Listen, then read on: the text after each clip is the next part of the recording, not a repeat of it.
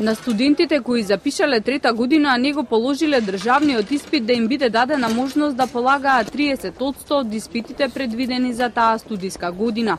Ова е предлогот на студентските организации од универзитетите Свети Кирил и Методи од Скопје и од Битолскиот Свети Климент Охридски.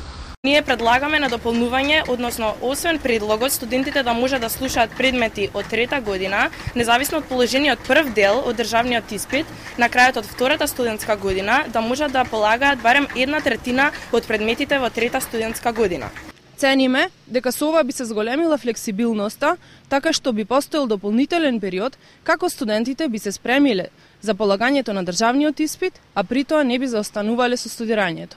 Предлогот на студентите доаѓа од како вчера Универзитетот Свети Апостол Павле од Охрид даде предлог студентите да може да запишат трета година и доколку го немаат положено државниот испит по втората година од студирањето.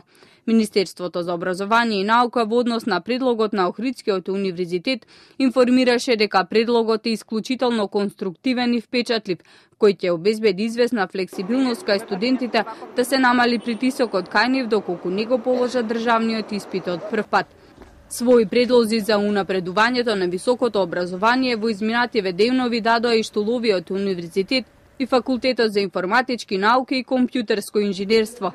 Ректорот на Штоловиот универзитет предложи студиските програми на македонските универзитети да бидат компатибилни со најдобрите европски и светски универзитети. И овие предлози беа прифатливи за Министерството. Инаку утре во хотелот Александар Палас на покана на владата ќе се одржи дискусија со интеруниверзитетската конференција во насока на подобрување на високото образование.